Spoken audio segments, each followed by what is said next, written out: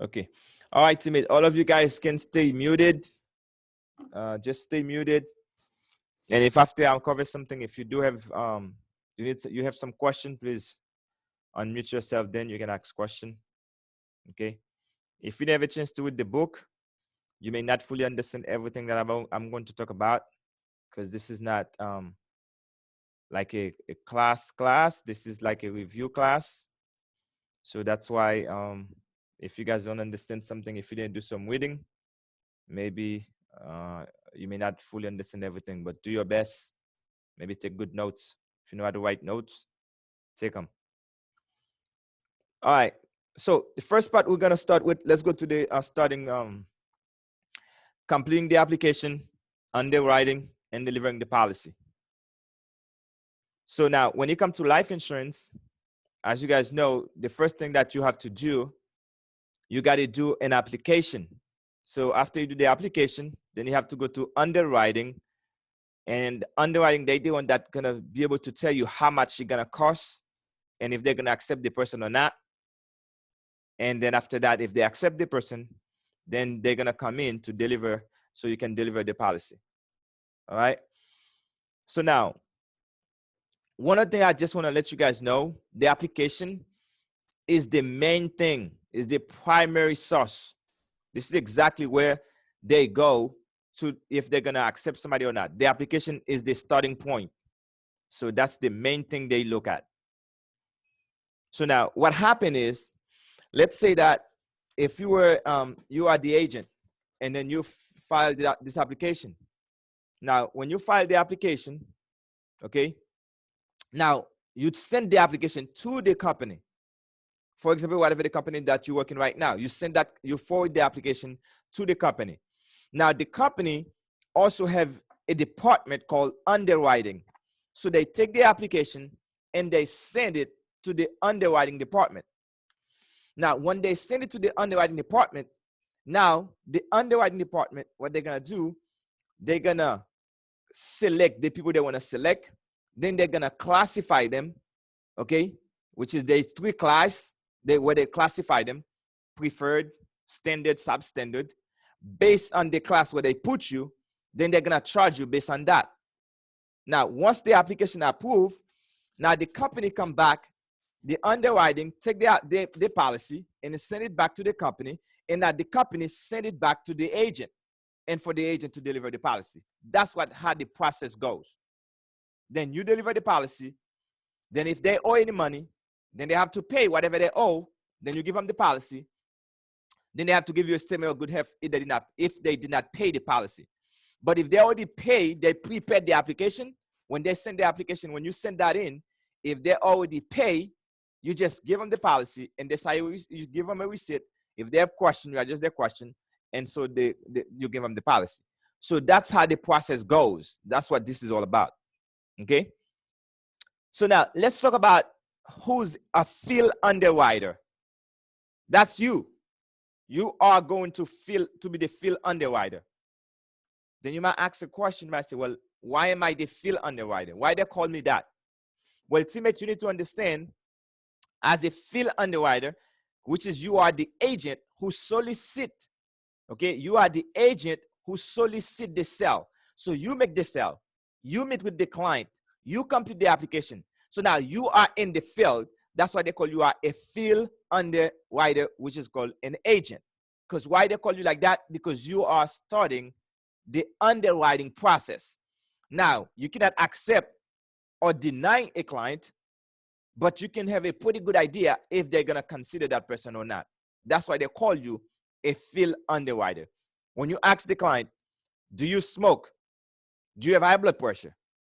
That's why they call you a field underwriter. Okay, so let's talk about the next thing we're going to talk about here. Is what we call number 2 is disclosure. Disclosure, what that means is just like you cannot just come and go sell people stuff. You got to give them a guide before they buy. That's called before they buy. Think about disclosure like this. If you are going to buy a car, let's say you're thinking, well, I want to buy a Nissan. Maybe I want to buy a Toyota or maybe a Honda. But now you're debating, you don't know which car to get. but those cars cost different price. The Nissan probably cheaper than the Toyota, but the Toyota probably cheaper than the Honda. Now, because you're debating, now when you go to the dealership, they show you a Toyota, they show you a Nissan, they show you a Honda. Now, the salesman, he asks you which one you like the best. If you buy this car, this is how much it might cost you.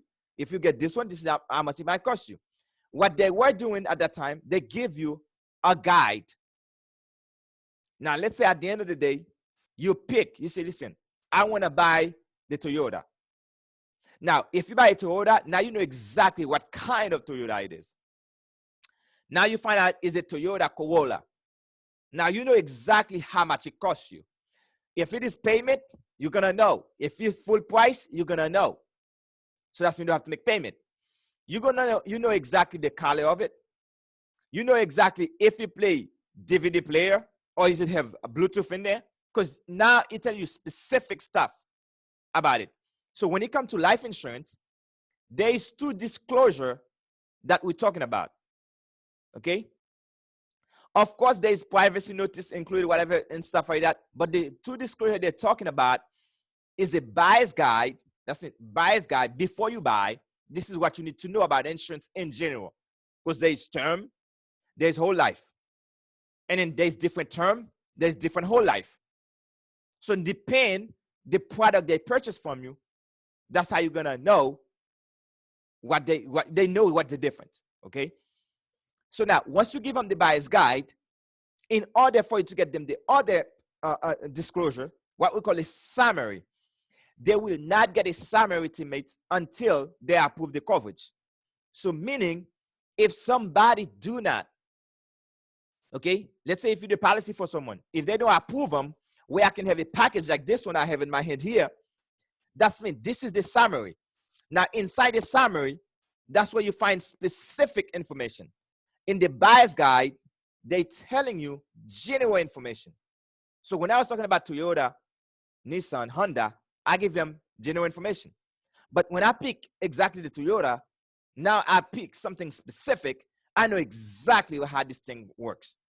That's what the summary is. Okay? That's why the date of this prepare, when they prepare the summary, must be on the summary.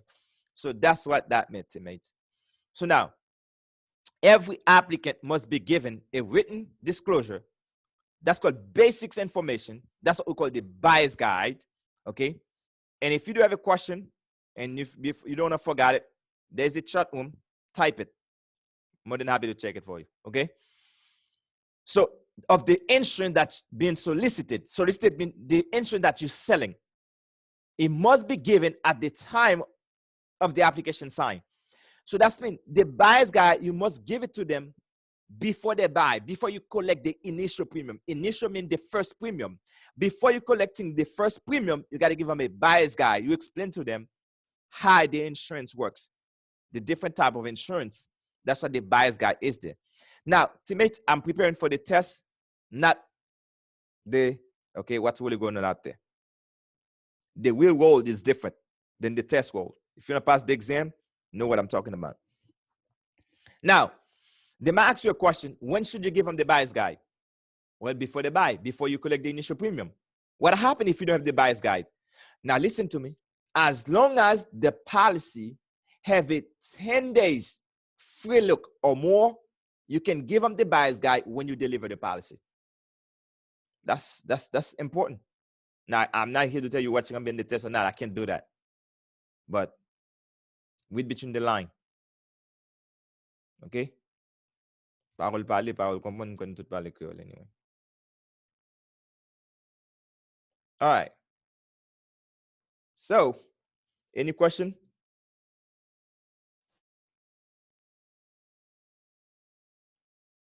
All right. Let me see. Guys, go to the participant window. If you click on the participant window, because I want to make sure you guys paying attention. Click on where you say participant. You're going to see, say, give me a green check mark. You're going to see, if you look my name, I give it a green check mark. Okay, thank you, Ken. Thank you, my friends. The other folks, they're not paying attention. If you don't know what that is, Go to the participant window, click it. Just give me a green check mark. Because only 2 people give that to me. Because I want to make sure you're paying attention. Thank you, Kristen. Galaxy Jeep, you don't find it? Vivaldo, you don't find it? Cassan, you don't find it? Because that's how I'm going to know you're paying attention. Got to participate. You think I'm playing with? I'm not the best teacher, by the way. I'm one of the tough teacher. Okay. Let's go to number 3. Application. Application. The application, which is called the basics. Okay. I saw you raise your hand, Vivaldo. Now you raise your hand. Do you have a question? If you have a question, unmute yourself. But I did say a green check mark because I'm thinking when you raise your hand, I might think you have a question. So the simplest way you raise your hand, it was close by where you could find the green check mark, I believe. Okay. But anyway, so let's talk about the application. The application is what you call the basic source of information. That's mean the main source. That's the first place. I don't know how to stress that. The first place they're looking at, if you never do an application, okay, how are they going to help you? They don't know who you are. Oh, good job. Good job, Uvaldo. Now you got it. Good job. Good job. All right, you guys can turn them off now because when I ask it again, you can turn it back on. Now, let's go. There is 3 parts in the application. Part 1, part 2, part 3. So there's 3 parts in the application. In part 1, they're talking about general information. General information, that's part 1. That's where they're talking about like name, address, zip code, email address, income, things like that. Okay, that's part 1. Part 2, medical information. When talking about medical information, we're talking about, do you smoke? Do you have high blood pressure? Do you have cancer? Are you taking any prescription? Have you been in the hospital for the past 24 hours? In the past 10 years, do you have diagnosed with cancer? Have you have HIV? Those are medical information. Part 2. So on a question they can ask you, they might put any of those things. They might say, where are you going to find that?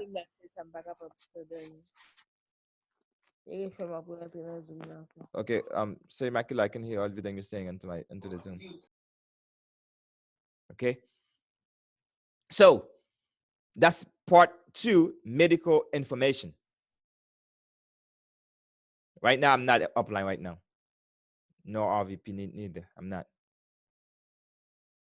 Okay, part 3, agent report. What is the agent report? That's personal observation. Let's say that you go sit with a client and you ask the client, do you smoke? But when you get to the client house, you find them smoking. You find cigarette and you ask them, do you smoke? They say no. Christine, come to your friend. What would you put in the application?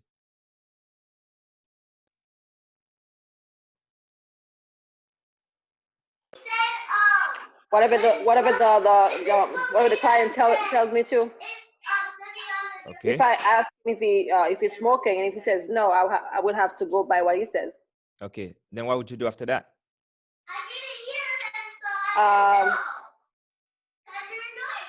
Ask him again. Okay. Hey, be quiet, guys. I'm talking. Yeah, there's a lot of noise where you are. Yeah. Yeah.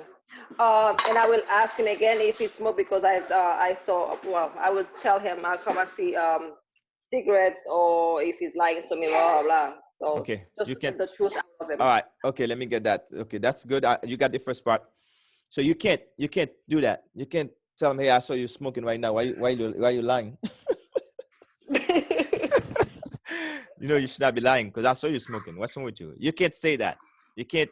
What you can do, okay, I'm mute back. What you can do, guys, you can go to the agent report and you put that information. Hey, I asked the client if he smoked. He says no. But when I was at his house, I saw he was smoking. I don't know what that means, but that's what I saw. That's what you put that in. Okay. Okay? That's Yep. personal observation. That's you put that in the agent report. Now, be careful. Be careful, guys. When you come in, the application is part of the entire contract. The application is part of the entire contract. It's part of the entire contract. Inside this policy here, that's the entire contract. Everything is in there. The application also included in that. Be careful with that. Be careful with that. All right. So next, who's supposed to sign the application?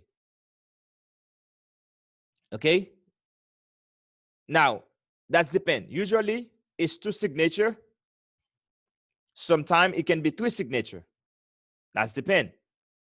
So you need to know when should I get 3 people to sign, when it's 2 people signing. If I'm coming, I do a policy for my first, and I'm the agent. So only 2 signature required. I'm gonna sign as the agent, but my friend's gonna sign first because she is the policy owner and the insured, so she's gonna sign. And also I'm gonna sign. Now, what happened if my reference want to do a policy for one of her kids? That's a separate policy, but she's gonna be the one doing the policy for her son. Now, that's called third party. Because now she is the policy owner, but the son is the insured. So that's called third party ownership. If there is 2 different people, if the policy owner and the insured is 2 different people, that considered third party ownership. When your job put a policy on you, that's a third party ownership. When you do an absolute assignment, which is they talk about that in chapter 3, that's called a third party ownership. But the collateral assignment is not third party ownership. Because when you do collateral assignment, you still own the policy. You just don't own the policy 100%, but you own the policy. Because after you pay your debt, you get your policy back fully. You can get it back.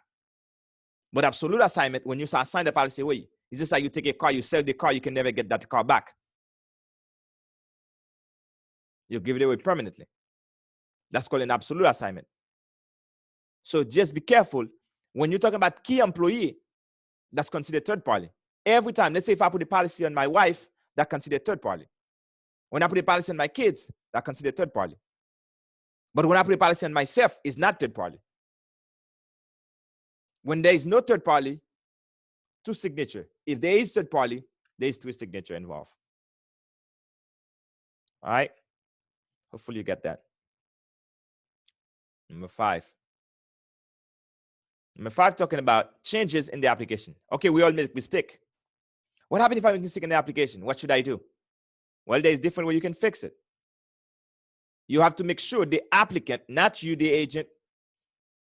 I know my first St. Germain, that's an easy. Or Christine Joel. CJ, that's easy. I can just put that CJ. You can't do that. She have to do it. Because that's the reason she have to put her own initial. If there's a mistake, she have to acknowledge there was a problem. Don't say, oh, that's simple. I could just do that for her. You can't do that. If you don't pass the exam, you can't do that. So the client themselves have to personally initial, the applicant have to personally initial that. Or just do a complete new application. Just do a new application.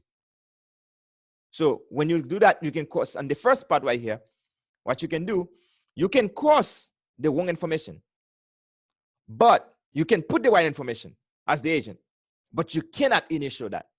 The applicant must initial it. That's the only person that can do that. And one thing you have to know about this, never erase. You cannot take an eraser when you make a mistake to erase it. Or you cannot use whiteout. Whiteout is a little liquid that you, if you make a mistake, you can put it on the paper, a white liquid, and you erase it. You can't use that. Don't forget, this is a contract. All right? Very important.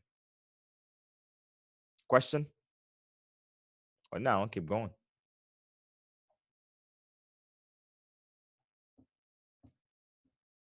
If you don't have any question, you're going to hold your peace forever.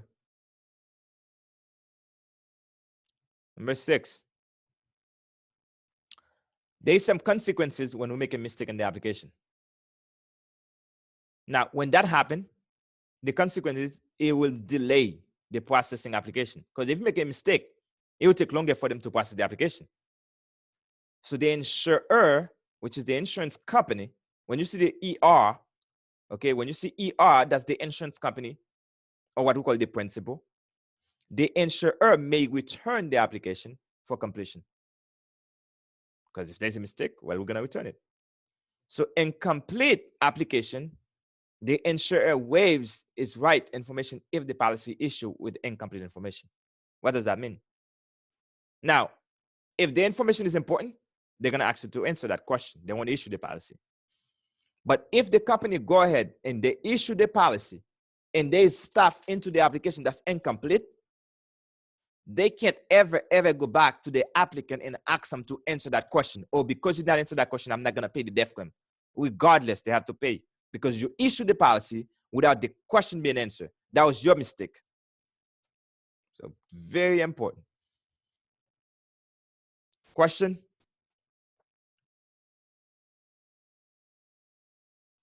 Okay, so let's see if you got paying attention. Go to the participant window. Press the no. You're going to see an X for no. Press it. Just look at mine. You see it. Thank you. My first, you got it. Thank you, Valdo. Good. So only 2 people paying attention. What are you, the rest of you guys doing? Thank you, Christine. Galaxy J2. I don't know if she paying attention or not. Ken, what happened?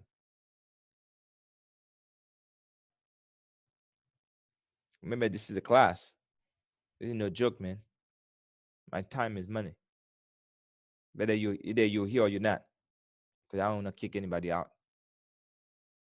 Can be the bed sheriff tonight.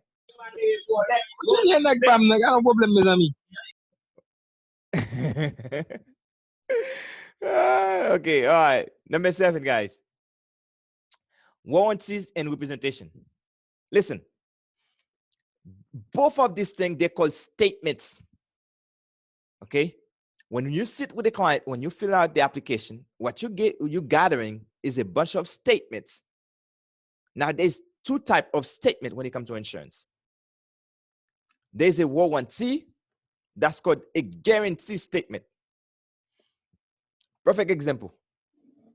Let's say if I go to Apple, I purchase this iPad, and they say, listen, I have 1 year warranty.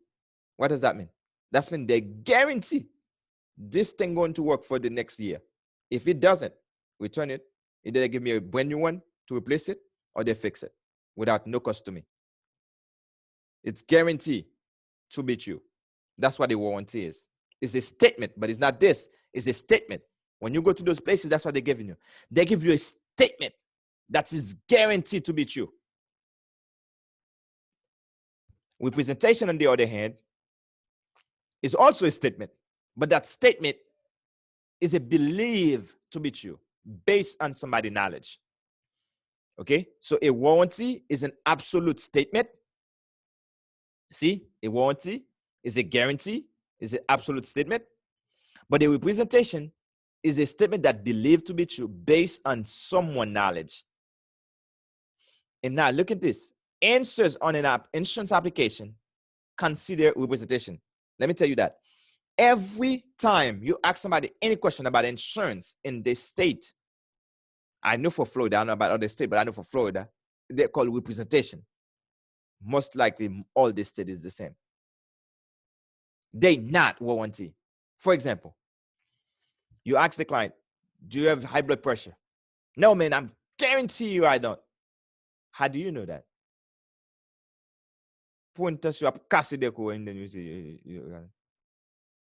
what do you don't know? How do you know it was not that? So that's what that is.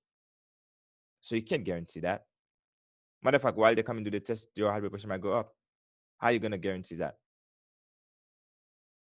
You just give them a lot of representation for sure to believe you. but they're not a guarantee.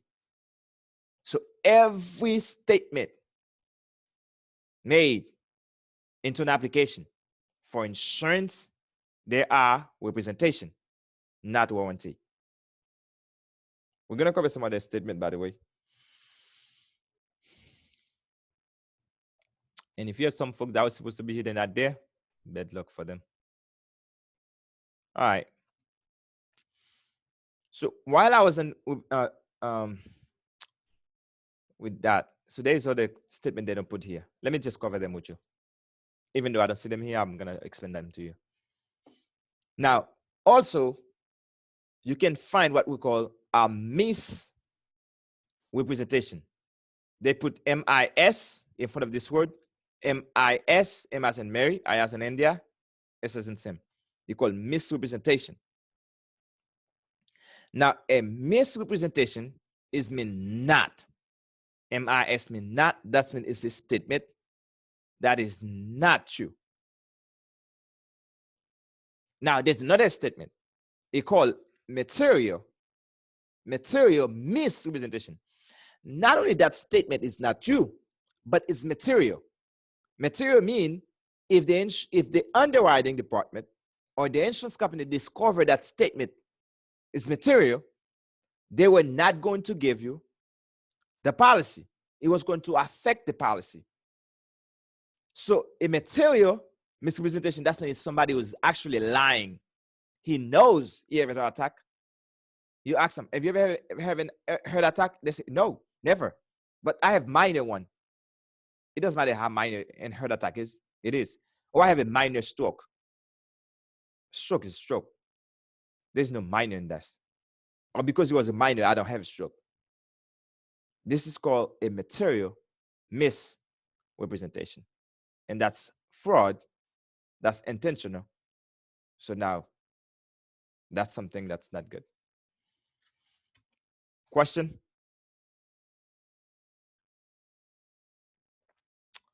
Because this chapter is about 12 questions.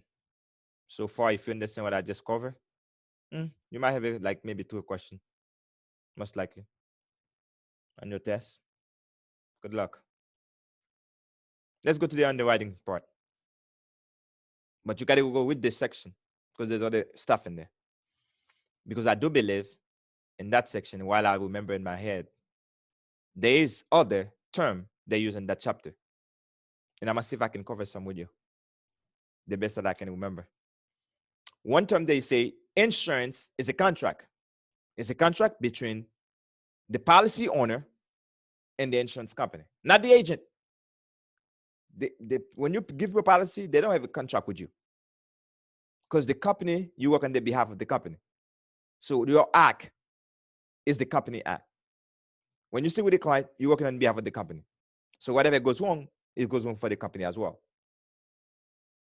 That's why you have to be licensed in order for you to represent the company. And you have to be appointed in order for you to work for a company. Okay, now, so since it's a contract between the policy owner, you see, I don't say the insured, the policy owner. Because the policy owner is the person that have the right in the policy. They can cancel it.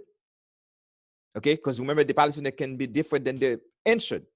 Okay, so that's why it's a contract between the policy owner and the insured. The policy owner can take loan, they can change the beneficiary, they can do a bunch of crap. Okay, they have control over it. Just like if it was your car. If you own your car, you do whatever you want. You can give it to a junkyard if you want. You can sell it if you want. You can donate it if you want. You can burn it if you want. Hey, do what the heck, except make sure when you're burning your car, you don't burn somebody else's property because you can get in trouble for that. But it's your crap. Do whatever you do. If you want to book the window, it's up to you. So they say insurance, they are aleatory. Aleatory. I think it's A-L-E-A-T-O-R-Y.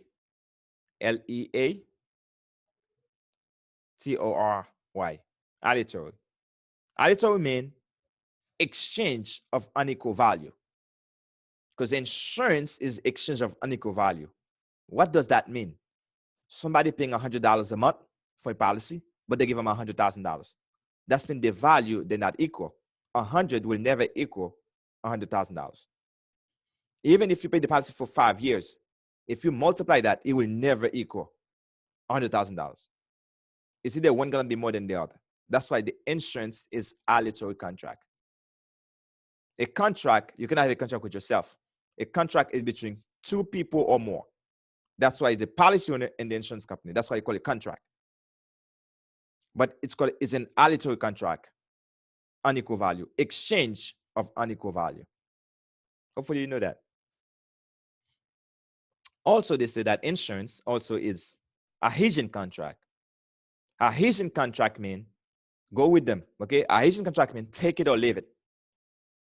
So now, when this contract prepare, only one party prepared, which is the insurance company. So if there is something wrong in this policy, it's not the policy owner or the insured or the beneficiary fault. It's the company. That's their problem. So anything that's wrong in that policy is in favor of the policy owner and the beneficiary. So they have the right to sue if something wrong in the policy because they did not prepare it. But at the same time, when they prepare this, what they say, if they say you're going to pay $100 a month, you cannot say, oh, listen, no, come on, you cannot charge me $100. Can I just pay 80? This is not a flea market where you have to say anything on it. It's either you accept what they ask you or you reject it. So it's either you accept the exact term or you don't accept it. That's why you call it a adhesion contract. Take it or leave it. We don't care if you don't buy it. Once we prepare it, hey, either you accept it or you don't. That's called a adhesion contract. And also, insurance is called what we call unilateral contract. Uni mean one. That's mean one party make a promise. Because for example, if I sell a policy to Kristen, and let's say I was a company, okay? I make a promise. I say, Kristen, listen, I promise you, if you give me my $100, when you die, I give your family $100,000. That's my promise. I promise her that. But Kristen never promised me she's gonna give me that $100 every month. That's why she can skip it and don't pay it. That's why I can't even take her to court. If we could take them to court, a lot of policy owners would be in jail right now for not paying. Okay? Because there's a lot of policy owners for not paying, they could be in jail. Because a lot of people come in, they say they're gonna pay, but they never pay. But the company don't put you to jail. So that's why I call unilateral. Only one party make enforceable promise. That means if they don't respect their word, you can take them to court. You can actually press charges so they can pay the money. But we can't, as an insurance company, we cannot take you to court. And also there's two other terms while they come into mind, and I'll explain to you. And probably three. Hopefully I remember all three. So first, let me tell you the term, so in case I forgot, somebody can remind me. Offer and acceptance. Also, there's legal purpose. And there's also consideration. So now, let's talk about consideration. When it comes to consideration, in order for the company to consider, let's say, for example, in order for me to consider Christine, because the reason I use Christine because that's the first name I see on my screen. Okay, if I pick on her, you don't have to unmute yourself. I'm just picking on you now. Let's say that Christine get the policy from us. So now she said that she's gonna pay the premium every month, not whenever she wants. We tell her when to pay. But if she don't pay on time, whose fault is that? It's her. If she don't pay, that means she violated the consideration contract. So the company, me as a company, I won't consider her as my client because she don't respect her word, because she don't pay me my money. Because consideration means money, exchange of money, something of value. We bring something of value. She bring me money, and in return, I'm going to give her more money. But also, she have to make sure the statements she say in the application are true based on her knowledge. That's called representation. So now, for Kristen, consideration, in order for them to consider you, Kristen, you need to do two things. Make sure this statement are good, they're true based on your knowledge, and make sure you pay me my premium on time, not whenever you want. Because if you do, I won't pay the death claim when you die. Now, if you do that and you pay, Christine, then now, I promise, I'm going to pay. That's why you see the consideration when you go to chapter 3 is part of the insurance clause. Because insurance clause stated that you die, we pay. It's a promise. If you die, that we're going to pay. That's what that is. So that's our consideration. There's two parts. The insurer, which is the company, I have my consideration to do, but you have your consideration to do. You have two to do, okay? Pay the premium on time, and your statement are good. You don't lie on the application. If you do those two, yeah, I'm gonna make sure, I promise I'm gonna pay the death claim. But if you don't do your two, I'm not gonna do mine. Because you disrespect, you don't respect your word, I don't respect mine. So legal purpose. When you get a policy for when you do insurance, you have to be for something legal. Anything that's illegal, you cannot write any policy for illegal purpose.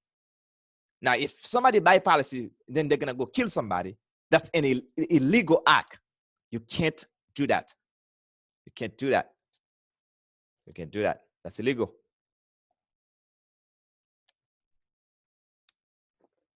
So don't get a policy on someone because you're gonna kill them. That's illegal act, legal purpose. And you cannot give a minor a policy. You know why you cannot give the minor a policy? Because 14 years old is not legal. That's an illegal. You cannot give somebody a policy if they're under the influence of alcohol or drugs. That's illegal act. That's why some people who get felonies, they cannot get policies. I'm so sorry.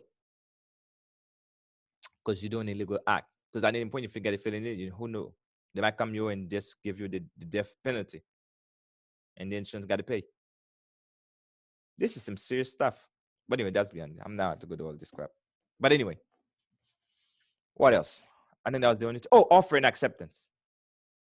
Oh, don't forget that. Now, when you submit the application with the agent, let's say that I'm the agent, I submit the application for Christine. So Christine make the offer. The applicant, you make the offer. When you submit the application, you make the offer. Because now when you were reading in the book, you think the company make the offer. No. You make the offer.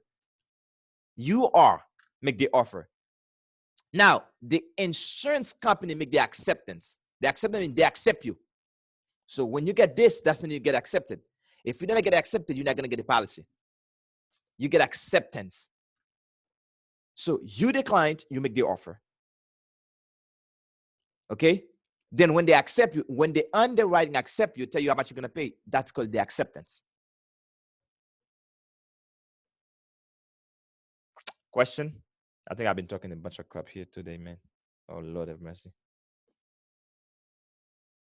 If you don't, you better say it now before I say hold your peace forever.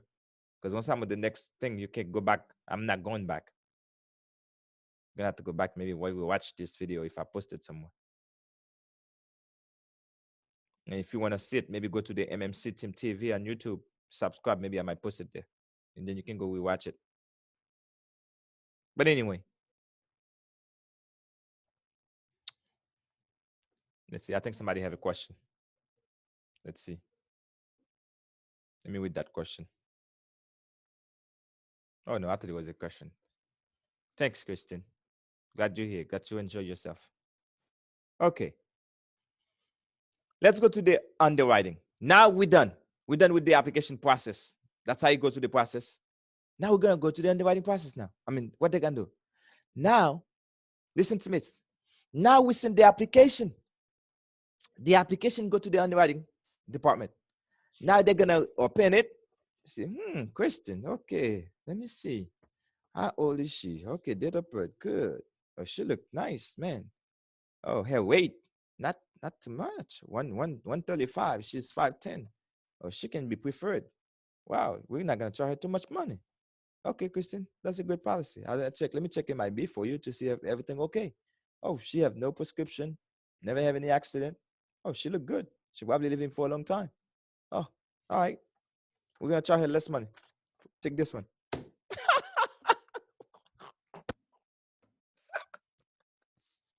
I'm so sorry. Sometimes I have to laugh. I'm so sorry. And then now another person say, "Oh, Gene pressed 200 pounds and he's only 5'4". This guy is overweight. He got big belly." He's not qualified. Deny. That's called substandard. Okay. Then you find, oh, Philip. Okay, a little bit chubby. If 5'10". Okay. All right. I'm gonna have to give him average. So we're gonna put him standard. This is how much you pay. Okay? And they send another one. Oh, that's Gabrielle. Gabrielle is like, she's having high blood pressure. Let me see how many medications. She only taking one medication. Let's see if she have other sickness. Okay, she doesn't smoke. That's good. She don't have any HIV. She don't have any cancer, no diabetic, no paralysis, or multiple sclerosis. So we're gonna charge her. Since she's substandard because she have high blood pressure. So that's in the policy for 110, but we can give it to her for 110. She might die anytime. She can't have, because that high blood pressure can make her get a stroke. She might die quickly. So we might as well, instead of 120 for her, we're gonna charge her 135.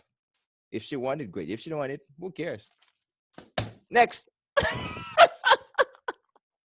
I think I could be a good underwriter. Don't you think, guys?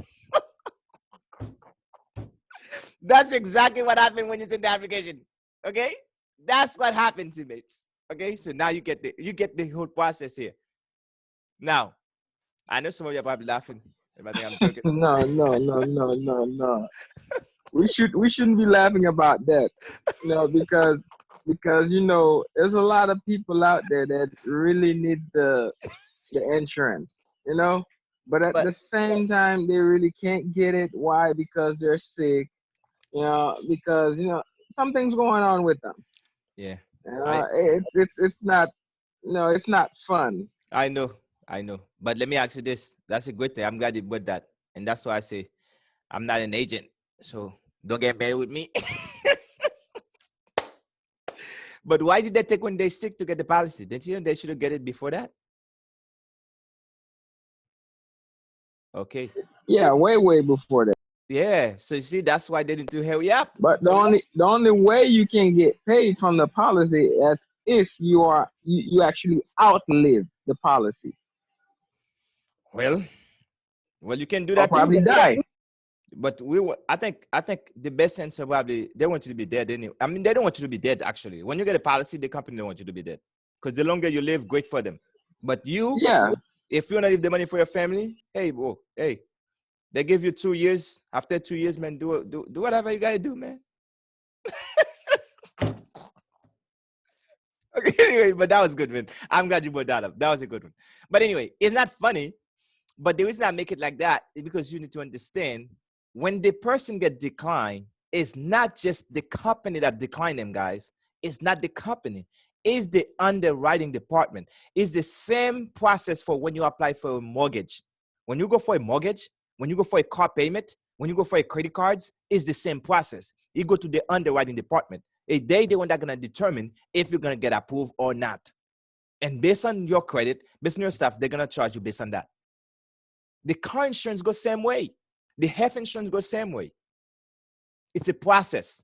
So now that's your keyword. Underwriting is a process. When I say process, there's the step by step. I cannot open my Zoom if I don't turn the computer on. But I cannot turn the computer on if I don't charge, I don't plug it into the wall. And if there's no electricity, nothing gonna get done. It doesn't matter how fancy this computer is, that sucker won't turn on. That's what happened. It's a process. There's a step by step. So the underwriting, it's a process. Now, let me tell you what the process so you understand. So now they do risk selection. Selection means that's when they select the people. they want. Once they select them, now they know who they're going to get. Remember when I was giving those pile, except they deny one. Now they got 3 people they already selected. Now, once they select them, they're going to classify them. Meaning what? Classification means they're going to put them either preferred. That's mean they're going to pay less money. That's mean they're in good health. And they're going to put them standard. That's where you find most people, average, because we're eating chicken, Big Mac, things like that. We find them there. That's average. Then you're going to find some people that are going to fall into what we call substandard. Now, some of those people substandard also get decline. At the minute somebody smoke, they automatically become substandard. Those are the folks, they charge more money. This is a rated or rating premium. Now, here's what happened. After they classify them, they select them, okay? Then they classify them and they rate. Rate mean RATE is mean how much they're going to charge them per month based on the classification. That's what underwriting. So in the test question, if they ask you, the underwriting is, you have fill in the blank, is a process of selection, classification, and rating of risk. Or they might say, which of the following is part of underwriting? Selection, classification, rating, or rated. All right, enough of that.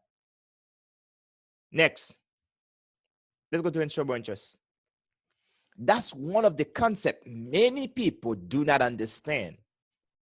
Insurable interest meaning that is a possibility of a financial loss. That's mean if somebody die, if it's gonna affect my money, that's mean I should be able to put a policy on that person. But I gotta let them know, by the way. For example, I have insurable interest in my own life because if I die, it's gonna affect my money. So they're gonna have to take my money to bury me. So financially, I have insurable interest in myself. So therefore, I can put a policy on myself. That's why you can get a policy on yourself. That's when you have insurable interest on your own lives. The second way is family members. That's mean I can put I have insurable interest on my wife and she have insurable interest on me. That's mean husband and wife. Also children on parents and parents on children. So that's why I can put a policy on my dad, even though if he doesn't like it or not, I don't care. Because if you die, bro, you're going to mess up my money. So therefore, I ain't going to deal with that. I need my money to keep it for me and my family. So I would take that risk and transfer it to the insurance company. And that's another term on chapter 1. Transfer means you're buying insurance. You take the risk, you transfer it to an insurance company. That's when you're buying insurance. Same thing when you do with your car insurance. You transfer the risk. Same thing when you do with your health insurance or your dentist or whatever. Because if you don't have none, you carry the risk with you. Good luck. So that's when you have a possibility of financial loss. If my mom passed away, so you're going to affect my money. So I got to put insurance on her too. If my kids pass away, you're going to affect my money. So I need to put insurance on them too. If my wife passes away, then you're going to affect my money. Same thing. That's why this is called family members. But aunt, uncle, cousin, that doesn't count. Siblings does not count. Now, a stepchild, if let's say somebody who have, let's say they adopt a child. Okay, well, that's your child now. I don't care if it's adoption. Doesn't matter. Okay? It will affect you financially. Now, what about business partners? Let's say that Kristen and Ken and myself, all 3 of us going to do a business. Now we're going to become business partners. Now, insurable interest, by the way, must exist at the time of the application. Why I'm telling you that now? Because until Kristen and Ken and myself agree, we put the plan together, that we sign the contract, that we 3 of us going to be in business. Now, this is not monkey business. This is real damn business, okay? This is not, there's not like, Kristen and Ken, we're in business. You put 10, I put 10, and then we have no contract. No, heck no, I'm not doing that. We're going to sign up the contract. Then once the contract signed, in otherwise, that's mean we are in business together. So then that's me now. If I put 10, Kristen put 10, Ken, you put 10, that's 30 grand. We're going to invest in that business. So if Kristen die, he's going to affect my 10,000. He's going to affect your 10,000. So we need to put a policy on Christine, and I'm going to put a policy on you too, Ken, because if you die, you're going to mess up my money. Okay? Same thing. You can put a policy on me. You can put one on Kristen. And Kristen, you can put one on Ken. You can put one on me. This is called cross purchase. That's why business partner, they have insurable interest. But until the business, all the paperwork get together, You can't do it. Same thing. Let's say that, for example, let's say if I was not married and I'm going to go to the court tomorrow to get married, I cannot put her in the policy until tomorrow. When we sign the paper that we're legally married, then I can put the policy on that. Oh, well, it's just tomorrow. Oh, why can't we just do it now? No, it's got to be at the time of the application, not at the time of death. That's what I call insurable interest. Well, what about a parent that's pregnant? Oh, well, I already know the name for my child, and I already know when the child gonna be born. How did you know that? Oh, yeah, I can already include her into the policy. No, you can't, because you got to wait until that child born. You have a birth certificate register, then you can put that child into the policy. It must exist at the time of the application, not at the time of death. Key employee. Now, a key person is somebody that's very important for a business. For example, let's say that if I hire Philip, for example, let's say that he's gonna be a cook, a chef, but I own the business. But let's say I hire Rivaldo for the cashier. Now, but I'm the business owner. I own the business. But Philip, he's the chef. He making me the food. And Rivaldo collecting my money. Now, I'm not the key person for the business. Now, some people think I am, but I'm not. Because without me, the business can still run. Now, if Philip is the key person, why Philip is the key person? Rivaldo not the key person. Even though he's the cashier, he collect my money. As long as he don't mess up with my money, I'm good. So, if Philip don't come cook today, he's screwing up my damn money. So you're going to get me mad. So I'm going to put it, before I get Philip that job, you are my key employee.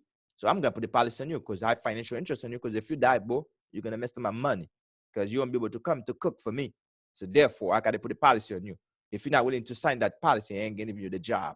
And you're going to lose your $30 an hour. Good luck. I know Philip going to sign that paper quickly. So now, if I have a key person, insurance like that, so the business own the policy. The business pay the policy. The business, the policy owner. Philip only the insured. If something happened to Philip, he died, the company gonna pay me, the business. That's why the money that I pay on Philip is not tax deductible. And the money when they pay to me, to my company, I don't have to pay taxes because it was never tax deductible. And then listen to me, put that in your notes. There's only one way insurance, when you pay it, is deductible. Is when only on a group policy, when the employer pay for everybody in the group. When you take care of your group at your job, they give it to you because they love you. Man, please, it's called tax write-off. Give me a break. Hopefully nobody never die, whatever. But anyway, we're not going to this. Let's continue working. So now, what about financial obligation to a lender? What does that mean? This is mean, let's say Kristen have a bank. Then I go to Kristen Bank. Now, Kristen Bank, whatever, or maybe Jules Bank. I go to that bank and I say, listen, I really have some serious problem right now. I need to borrow $50,000. And she said, oh, yeah? Oh, I don't mind. Let you borrow $50,000. But if you die, what you're going to do with my $50,000? Oh, I never thought about that. Yes, sucker. You're going to be dead with my money. I was going to take your body. I will beat the crap out of you with my 50 grand you die with.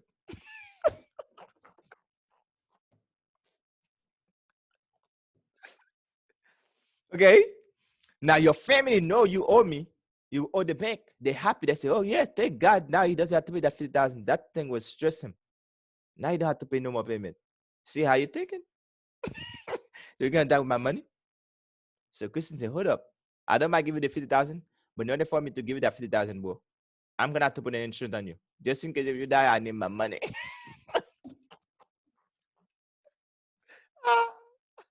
That's called, when I went to borrow money at Christian Bank, guys, I am a debtor. Okay, that's when I am a borrower. That's why, if you ever see some people go buy a car into the dealership, you don't go to buy life insurance, and they put a life insurance on you while you're in the dealership, because if you die, they want their money. What Joyce? What do you think this is? It's a beautiful country. Gotta love it. Have fun. Know your stuff. That's just something I'm laughing, man. When you say I'm laughing, it's just I have nothing better to do but laugh. The good life is good for the soul. So now the financial, that's mean the lender have insurable interest on you, but never the debtor have insurable interest. Now put notes, write notes, put notes. The debtor, or what we call the borrower, never have insurable interest on the lender, or what we call the creditor. Lender, creditor mean the same thing for some of you guys who speak different language. That's what that means. But a borrower and a debtor mean the same thing. That's mean the borrower and what we call the debtor, they the one that owe the money. If you die, you're gonna die with my money. So the people that you owe them the money can put the policy on you. That's called serious business. That's what that is. Question on that. I know that was a good topic right there. Because when you see I'm really make those people get the policy, that's where. Because they need to understand that every body out there need to get that. Because that's what they say. Have you ever heard your parents say that, why, you want to put a policy on me because you want to kill me? Of course, yes. Because when you die too, I ain't going to go begging money for you neither. You think I'm going to go ask everybody to beg money for you to bury you? I ain't going to do that. I would pay $50, $100, but instead of begging. If I didn't have the money, okay, but I do. I can pay for it. So if you're not going to take it, I will take it. You're just going to have to say, yes, give me your social security. I sign that application, send that sucker over. And even if you want to cancel it, you can't because I'm the owner of it. Because only the owner can cancel, by the way. Oh, man. Question? All right. Would it be possible to have the recording? Who said that? Christine. I'll think about that. If you're paying attention, that's the man. Okay. Anybody else have anything to say? I'll get the recording for you. I'm waiting on chapter 2. I'll tell you guys when to go get the recording. Okay? All right. Now, for the people that lying, you think like, we're not going to catch. We're going to catch you. If you know how to run, you better know how to hide. So there's what we call report that the underwriter use to see if people really telling the truth. So one is what we call a consumer report. Now, understand what a consumer report is, guys. When you apply for a credit card, a mortgage, or insurance, they tell you they're going to pull your consumer report. This is where they see your credit score, what you have on your credit, do you pay your bill on time, are you a good person? Now, they get this from a database, from a computer data. They get it from a database. Now, you also find what we call an investigation report. When you investigate something, it's just like, think about when somebody do a crime, they're searching for the person because they can't find that person and you run to your neighborhood, or maybe they take that person, go to your house, inside your room, and they start to search and they come ask you a question. Understand this is a live event. That's people to people interview. They're interviewing your friends, associate people that know you. This is called investigation. So the difference between consumer report and investigation report, and consumer report came from a database, from a computerized, okay? Investigation is something they do people to people, or friend to friend, or neighbor to neighbor. That's the difference between those two. The next one is what we call medical information bureau. That's what we call medical information. Like, let's say if you go to attend your physician statement, okay? When you go to your paramedical report, they can get that, okay, from your registered nurse, and they can ask that information to see, things like that. That's one they can use. But another big one they use is this one, medical. That's called MIB. MIB. When you see the word MIB, usually I'm not sure how the exam gonna ask you. I don't know, but it's what I call Medical Information Bureau. Medical Information Bureau, MIB. Now, here's what you need to know about it. Think about, let's say if you find this word, you didn't know nothing about nothing, and you find this word along in a question, and you never read anything about it. I'm gonna show you how you answer the question. Okay, I'm not giving you tricks, but I'm showing you how you answer the question. what is a medical? So that's mean a medical means stuff about health. Okay, it's about health for the person. Medical, like diabetic, high blood pressure, cancer, heart problem or heart failure, kidney problem, HIV or any other sickness out there, high cholesterol, whatever you name it, seizure. Okay, that's medical stuff. But now, what is information? Well, I just explained to you. It's information. There's different information. There's stuff you can read about information about politics, about financial services, but this is medical information. That's a specific information that they keep there. It's information, but it tell you exactly what kind medical information. But he also tell you it's a bureau. A bureau is a place where they hold all that information. But what kind of information? Medical information. So that's for people who want to lie about their health. So every insurance company, they report stuff to MIB when they find them. So that's why if somebody lied, they can just go check MIB. They might find that you were lying because the other company already report that you have that problem. So non-profit trade organization, that means it's non-profit. So notice that it's non-profit organization. But if it is non-profit, how do they make money? Well, they get funded by insurance company. Why? Because the insurance company, if order for you to get the information, you think they're going to just let you come in? No, you got to be a member.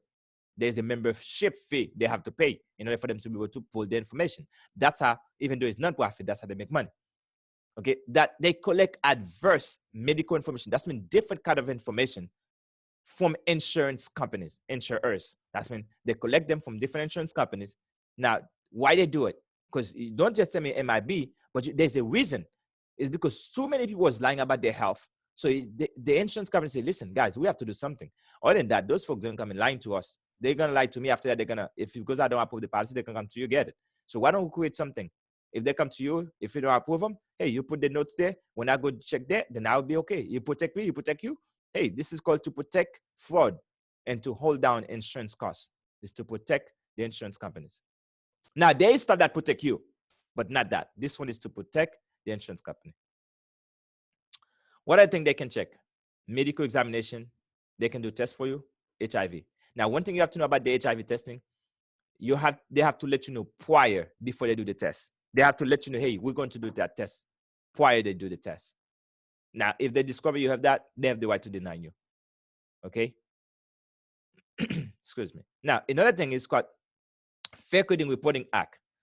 Now, there's a lot of time they might find stuff on your report, but they're not accurate.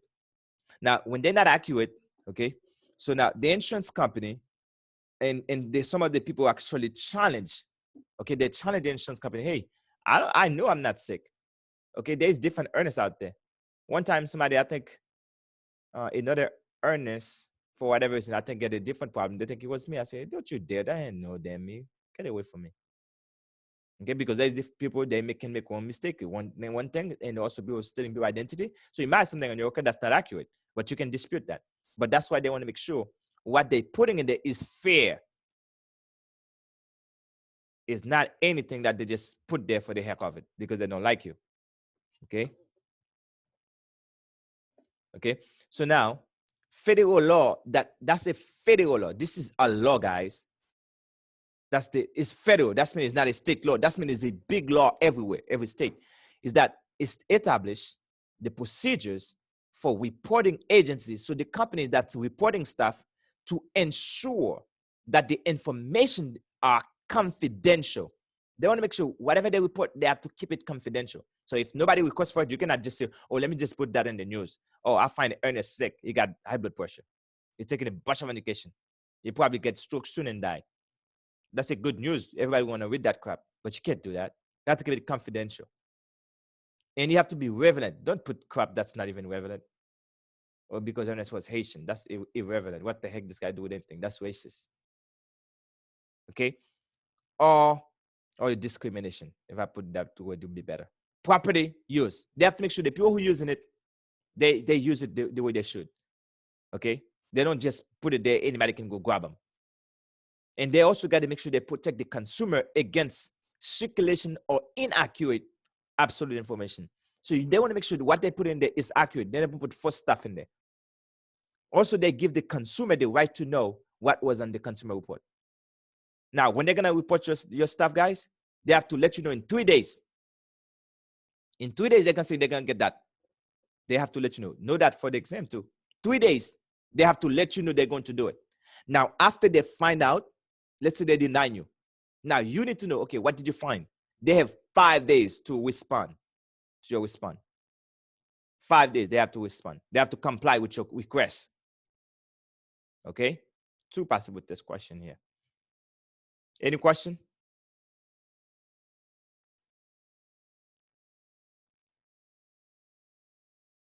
Okay, good. Let's talk about risk. Risk classification. Preferred. Okay, remember I already explained that? Preferred mean you're in better than average. That's mean you pay lower premium. On your test, if they ask you which classification paid the lowest premium, preferred. That's an easy test question. That's it like that. There's no thinking. Put that in your notes like that. Standard is mean average. So which classification represents the majority of the people? Standard. That's called normal. Most people normal. But normal is not an answer on the exam. Gotta be careful. It's standard. Just take the word the way it is. There's no other, don't put normal. It's standard is the classification. And if the health is poorer than average, they charge them rated premium. That's when they charge them more money. That's called substandard. Substandard. Substandard. You see what I mean? Substandard. Preferred. Standard. See? Standard. Substandard. Preferred. Okay? Hopefully you get that. Question on that? If they say, hey, who paid the highest premium? Substandard, baby. If they say who paid the lowest? Preferred. Which classification which is the most of the people? Most people standard, because we're eating good food. All right. I think that's good. Move you over here. Next. Now they approve them. It's time to deliver the policy. Okay? Now, why would you deliver the policy as an agent?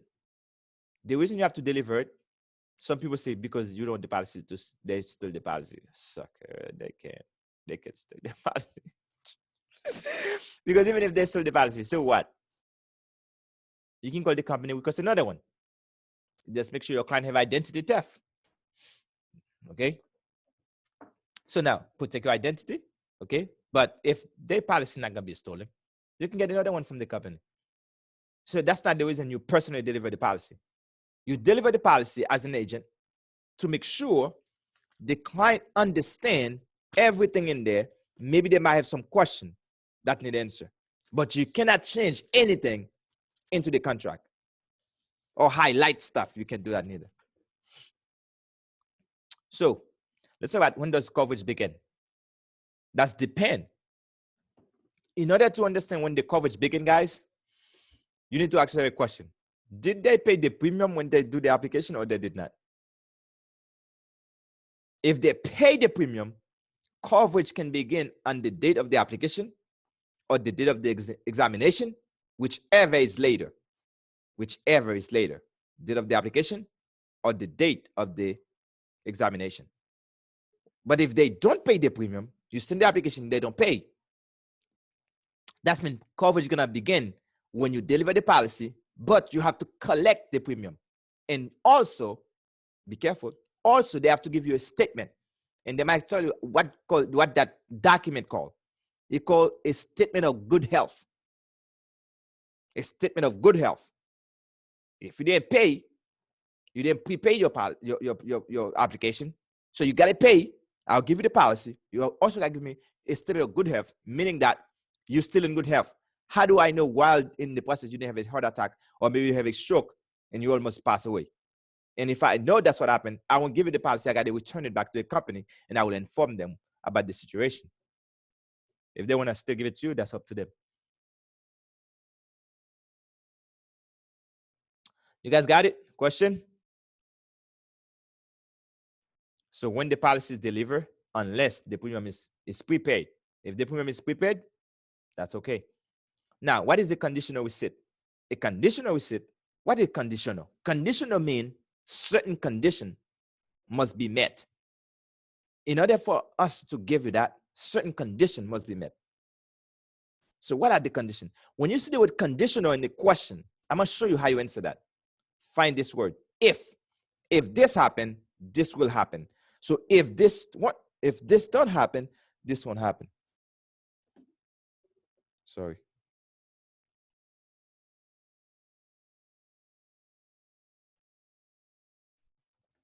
Okay. So if this happen, this will happen. This is what we call conditional. Certain condition must be met. For example, the premium, that's a condition. If you don't pay, we tell you. If you don't pay, we won't pay. Okay. If you lie, hey, we may not pay. Depend how long the lie is. Okay. Also, the condition can be if there's no way we could approve you because we find out you're sick. Even though we give you a condition and we cover you with condition, but if we find out there's no way we could give you the policy, we can't cover you. That's the condition. Coverage begins the day of the application or the day of the examination, whichever is later, if the insured is insurable. Insurable, that's when if they were going to give it to you, if you're in good health, okay, based on the category that you apply for. That's what that is. Conditional receipt. You're giving a conditional receipt. Hey, you cover. Because at the minute you send the application, if they pay, if they died and they were going to give them the policy, they have to pay. Let's say, for example, let's say you do a policy for A. And then after you do the policy, 1 week later, A died into a car accident. But it was nothing wrong with her. A, just like the thing happened and passed away. And they have a chance to do the examination because the examination is the week after. Because A paid the policy, if the company was going to issue that, then nothing else pre-existing before that, they're going to have to pay their benefits. That's why I call conditional receipt. That's why we call aleatory. They pay only for 1 month, and the company have to pay $200,000. That's called aleatory contract, man. Okay? Here's the statement of good health. So if you don't pay the premium, it's required that you give us the statement of good health when we deliver the policy to make sure that you're still in good health. And that could be an important step for you. So far, if you understand what I said, you should be able to pick a good 10 question from the 12. Agent responsibility, delivering the policy. Why? Again, I would explain that. Why should you deliver the policy? To explain the policy and its provision. Provision means everything that comes with something. For example, what is a provision? This is what's called included. What's included in something is called provision. If I ask you guys, if I tell a car, everybody can picture what the car look like. 4 wheels.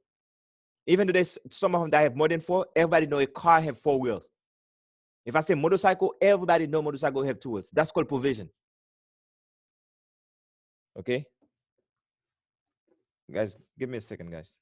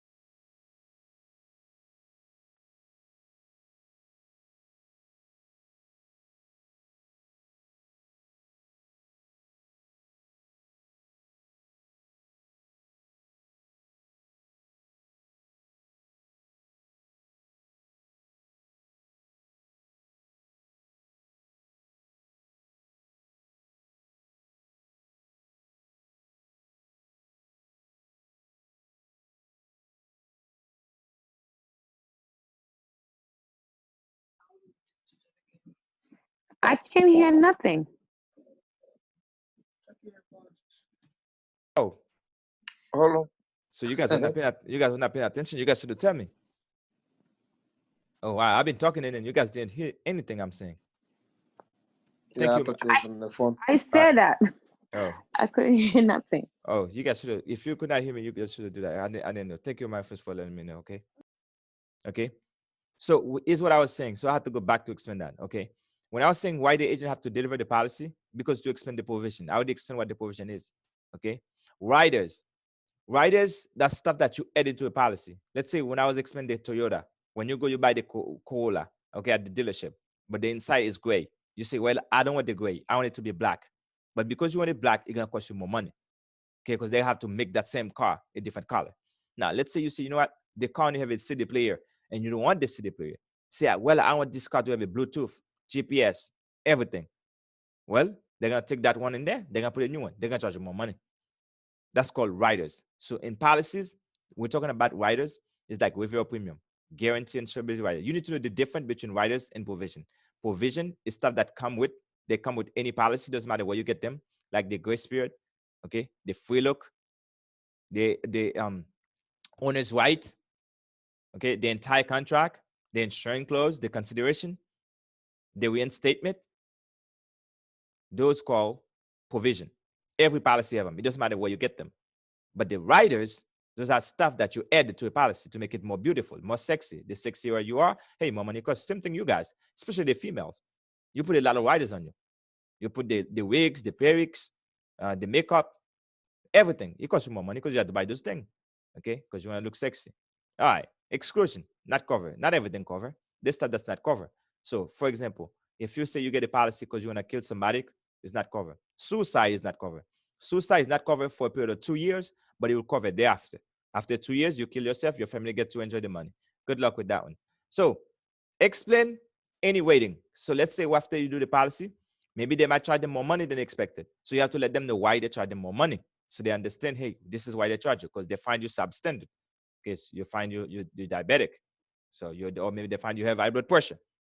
Okay, or maybe answer any other question. They might ask you, well, how long the policy gonna last? Okay, do I have to make more money? What happened after the period of time? Or maybe do I have any cash value? Do I have any money in that policy? They might, whatever question they might have, then you should be able to address that question. That's the reason, personally, you deliver the policy.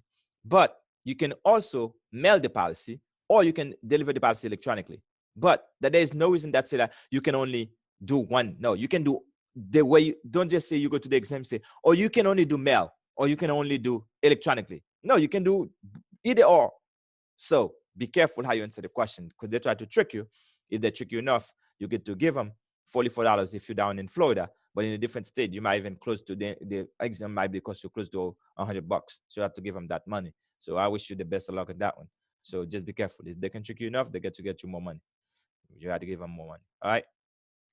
Number 5, Stoli. Now, remember when I was talking about the insurable interest on the other side? You guys remember that? The only way you can put a policy on someone, you have to have insurable interest in that person. But now there's an exception. There is an exception. See, this is why some people kind of don't like grammar or English, because there's always an exception. There's always a but. Okay? So I don't know how big is that but that but is a but. That's why some people do not like English. Now, you're just telling me, in order for me to put the policy, I have to have financial interest. Now, you find this policy called a STOLI policy. That's called a stranger originated life insurance policy. Okay, what we call it which is, or we can say IOLI, which is an investor originated life insurance policy. It's just telling you it's a stranger. Now that stranger, what happened is somebody who have a policy that purchased it in the intent of selling it to make a profit. Okay, insurable interest does not exist. So let's say if I was an investor and I buy a policy, the reason I buy it, I'm gonna sell it. I don't buy it, I just buy a policy because then I'm gonna sell it later to make a profit on it. Because it's just like buying a car. It's an asset. I can turn it to money. I can sell it. So now, when I buy that policy, so I can buy it on anybody. Because maybe somebody's selling their policy, I buy it. I don't have to have insurable interest in that person. So I buy it, but later on I can sell it to make a profit. So in that sense, that's called insurable interest does not exist. So if you're on a test question, and be careful, They might throw that to you. They might say, which of the following violate the insurable interest concept? And you better pick that solely, or what we call a stranger originated life insurance, or what we call an investor originated life insurance. You better know that. Violate, which one violate the insurable interest? That's the only exception that violate that. Good luck. Number six called replacement. Terminating. Replacement mean is when somebody tries to terminate something. When you're replacing something, that's when you have something before. You have an old thing, you make it a new thing. So if you never have anything, that's not a replacement, that's a new. So now replacement in policies mean that's somebody that have a policy that's terminated now. That's an existing policy they have. Okay, it may be lapse. Lapse mean maybe for whatever reason they didn't pay the premium. Okay, now they want to get a new policy. Now you as an agent need to determine is replacement is appropriate for that person. Is it suitable? Is it the best thing for that person? Because once you know it's the best thing, you know you're doing the best job for them, then you can go ahead and do the replacement because it's highly regulated. You cannot just replace people policy for the heck of it, because now you can violate churning and also twisting, because you don't want to twist people policies or try to make a quick buck for churning, because you try to churning the person. Say, listen, that policy is no good, get a new policy. Just be careful with that. So producers and insurer must take a special step to help policy owners to make informed decision about replacement. So you as the agent, you have to make sure you tell the policy owner, this is why this is probably a good step for you. This is why this might be suitable for you. This is why I might recommend that. Make sure it's the best. You do it in the best interest. All right. And when you're doing the replacement, just note, you have to give them notice regarding replacement. And every policy that's going to be replaced, every life policy that's going to be replaced must be in the policy. If you're going to replace 10 of them, all 10 must be in that policy that you're going to replace all 10. But if they're not going to be replaced, so there's no need. But if you're going to replace them, you must put them into the policy. Just like I got a bunch of them right now in my office, 7 of them for one client. So we got to replace those policies and we have to put them inside to replace them. That's called replacement, and it's highly regulated. So only replace somebody's policy because you're gonna do something better for them, not worse. Not because you want to do it because you want to make money. It's not good. If it was you, you're not like that. So don't do it to somebody else. All right. Next 7. USA PATRIOT Act. You guys know about 9/11. When 9/11 happened, and people believe it was terrorist attack because like there were money going all over the place. They didn't understand that. They want to fight that. So what they're saying is they put some stuff in place. They say, listen, to fight that, we want to make sure if people are gonna sending more than $5,000 and we have to send, and you feel like you don't feel comfortable, you think this is like probably superstitious activity, then you need to report that, and you have to do this form called superstitious activity report to let them know, hey, this person is transferring money for whatever reason. So that's why sometimes you go to a bank, they ask for an ID, depending on how much money you're withdrawing, or depending how much money you're sending, because they want to make sure to avoid terrorist attack because of what happened in 9/11. Okay, that's conclude this section. Question? Now go ahead. Hello? Maybe they don't hear me anymore.